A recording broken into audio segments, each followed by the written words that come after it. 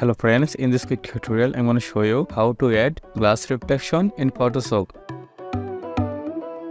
First, we go to File menu, click on the Place Embedded and place your image.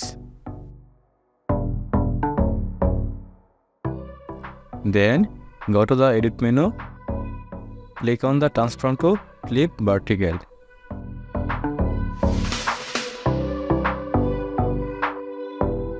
Then go to the Filter menu, click on the Blur to Gaussian Blur, radius 25.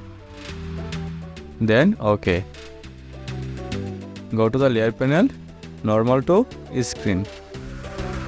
Then go to the Image menu, click on the Adjustment to Levels.